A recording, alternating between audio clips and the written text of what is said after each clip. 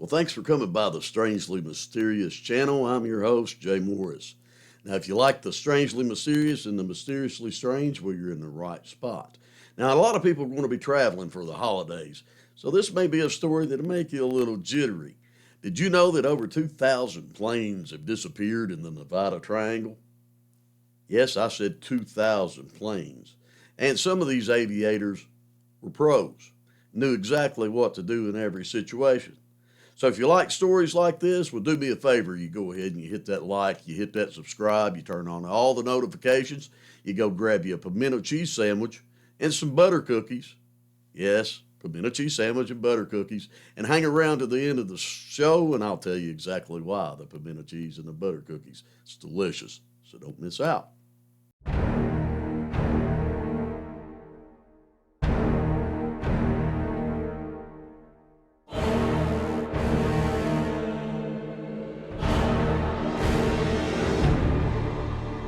Now, normally when you think of planes missing and going vanishing without a trace, we usually think of the Bermuda Triangle. But there's a place out in a desert, and planes go missing there quite frequently. And over 2,000 planes have already went missing. And it claimed the lives of one of the most prominent aviators ever, Steve Fawcett. Now, usually when we think of the Bermuda Triangle, we think of weather anomalies, strange mishaps, and storms that just pop up. And, well, the aviators and the captains of the ship, well, they just lose control and lose direction and get off course and plummet into the bottom or whatnot. But this one's a little bit different. Perhaps they are some of these weather anomalies that happen in the desert as well. And even the best aviators can't overcome some of these weather phenomena that occur. The Nevada Triangle is a region stretching over 25,000 miles, stretching from Reno, Nevada in the north, to Fresno, California in the southwest, to Las Vegas, Nevada in the southeast. It's a sparsely populated area that includes both mountain desert terrain and the barren desert of Death Valley. Now, this area has been the setting of around 2,000 aviation incidents over the past 60 years, and many of the crash sites, they've never been found. The Sierra Nevada mountain range, which stretches from Nevada to California, this is located inside the Triangle.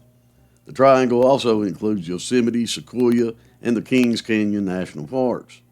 And it also includes, yeah, you guessed it, Area 51.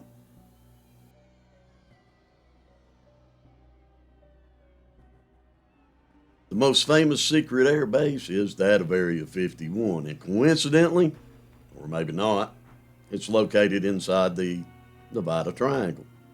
Now, one possible theory as to why so many planes go missing in that area is because of the heavily guarded military base. Now, it's impossible to get close to that area without guards coming out at you and saying, "You gotta go." But what would happen if a plane got close to the base? It'd most likely be shot down. A more far-fetched but popular theory is since at the base is widely thought to house UFOs, the disappearances in the area may be contributed to paranormal activity or even aliens. While the explanation of military drills and experiments that have gone tragically wrong, they're to blame for several military plane crashes and deaths. But it still doesn't explain the reason for countless other aircrafts that have gone missing that weren't even flying in that general area. Now, on February 18, 1969, Hawthorne, Nevada Airlines Flight 708, nicknamed the Gambler's Special, was traveling from Long Beach to Burbank and then to Hawthorne. Now, it was bringing people to gamble and have some fun, and the aircraft went missing, along with the 35 people who were on board, 32 passengers and 3 crew members. Now, during the search efforts, 5 more people died. The wreckage was finally found on Mount Whitney, the highest mountain in the Sierra Nevadas. Now, oddly enough, after examining the wreckage, there was no evidence of any mechanical or electrical malfunction, so it's really unclear as what caused the plane to crash. Now, one of the earliest planes that had been reported missing was on December 5th of 1943, when a B-24 bomber disappeared. It was on a routine night training mission that began from Fresno, California, to Bakersfield, California, and then to Tucson, Arizona and back. The bomber was carrying pilot and Second Lieutenant Willis Turvey and co-pilot and Second Lieutenant Robert M. Hester, along with 4 other crew members Second Lieutenant William Thomas Cronin, Second Lieutenants Ellis H. Fish, and Sergeant Robert Bursey. Now, the search for the missing aircraft started the very next day, with 9 B-24 bombers out looking for them. And then things got even more tragic, when one of those bombers carrying Squadron Commander Captain William Darden, along with his crew, went missing during the search. His plane wasn't found until 1955, when the Huntington Lake Reservoir was drained in order to make some repairs on the dam. At 190 feet below the water, the 5 crew members were still sitting in their stations inside of the aircraft. And 2 of the crew members, however, they were lucky enough to be able to parachute from the plane, and they survived. And they stated that the pilot must have mistakenly thought that the water was frozen and decided that that would be a good place to land. But in fact, the bomber ended up at the bottom of the lake. Now, the B-24 bomber had originally gone missing on December 5th and was found finally in July 1960 when a geological survey of researchers found the wreckage in the lake. Now, on May 9th in 1957, another military plane went missing when Air Force Lieutenant David Steves was flying a T-33 training jet from Hamilton Air Force Base near San Francisco on his way to Arizona. Now, when he and his plane weren't found after an extensive search, they declared him dead. But however, after 54 days later, the pilot made his way back to a camp in Kings Canyon National Park. Now, he said that something in his plane had exploded and he had to eject from the aircraft. Now, during the landing, he had badly injured both ankles, and he had to drag his parachute with him to keep him warm. Now, as he crawled more than 25 miles in the freezing temperatures at a high altitude for 15 days without shelter or food, well, he was lucky enough to find an abandoned national park cabin where he found some food to eat and was able to hunt and fish for a little while till he gathered enough strength to continue going until he actually found some civilization somewhere. If you like stories about the strangely mysterious or the mysteriously strange, well, do us a favor and go ahead and hit that like, hit that subscribe, turn on all the notifications, and please, above all, share it with your friends. Leave some comments, tell us how we're doing, get engaged with the stories and everything going into 2024. And let's make this a great year. And now don't forget to hang with us for the rest of everything, because I want to tell you about that pimento cheese sandwich and the butter cookies.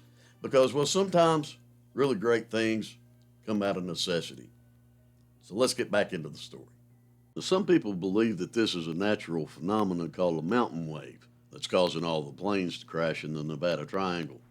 Now, this phenomena is an airflow that's caused by unpredictable winds and downdrafts. Now, there's definitely unpredictable weather over the mountains, which can cause sudden and severe thunderstorms that include very strong winds. The mountains run perpendicular to the jet stream, which cause major problems when combined with the high peaks and the wedge shape of the mountain range. Now, the downdrafts and the strong winds that it can create can be exceptionally dangerous to a small plane, tossing them to the ground extremely quickly. Now, a microburst is a small downdraft that moves opposite of a tornado, and it's found usually during very strong thunderstorms. Now, they have very strong winds that can last anywhere from a few seconds to up to a few minutes. Now, the winds are strong enough that they can even knock over full-grown trees, and they can sometimes rush down at 400 feet per minute or more in the Sierra Nevadas, and that would definitely cause a plane to crash. The most famous disappearance in the Nevada Triangle is that of American businessman Steve Fawcett. Now, Fawcett was widely recognized for setting several aviation world records, and he was also the first person who flew nonstop around the entire planet in a hot air balloon all by himself. Now, he was definitely an adventurer. One of the interesting things about it was I couldn't get a visa to enter India. So my flight was delayed there for a day. I actually had to stay in the transit lounge in New Delhi. Do you feel good to be back on the ground now? Oh yes, I'm. It's taken me almost as long to get back as it did to fly over to India. On September 3rd, 2007, Steve was flying his single-engine Blanca Super Decathlon over Nevada's Great Basin Desert when it vanished. Now, there was an extensive search for him in his plane, but the wreckage was not found. Although searchers did come across several other crash sites of other missing planes, but after a month, the search for Fawcett was called off. The following year, a hiker found his identification cards out in the wilderness, and then a couple of days later, they found his crash site, which was around 65 miles from where he'd originally taken off. Now, about a month later, two bones were discovered around a half a mile from the crash site. They were later tested, and they were proven to be that of Fawcett. Now, after his plane was thoroughly examined, there was no evidence found that it suffered any type of equipment malfunction. So, why did such an experienced pilot crash his plane? Well, the theory behind the crash is that of probably a downdraft of around 400 miles an hour winds, of which Fawcett's small plane, well, it wouldn't have stood a chance against it. This tends to be human nature, to want to put a fanciful story to a plane going missing and never been found. But actually, these 2,000 planes that have went down, a lot of them have been accounted for. But you got to take the Nevada range and the mountain range in consideration. The fact is that most of these planes are out there. They just haven't been discovered because the terrain's just too hard for people to hike to. So if you like what we're doing here at Strangely Mysterious, do me a favor, smash that like button, hit subscribe, turn on all your notifications, and above all, share it with all your friends. Now let's get into the story of the pimento cheese and the butter cookies.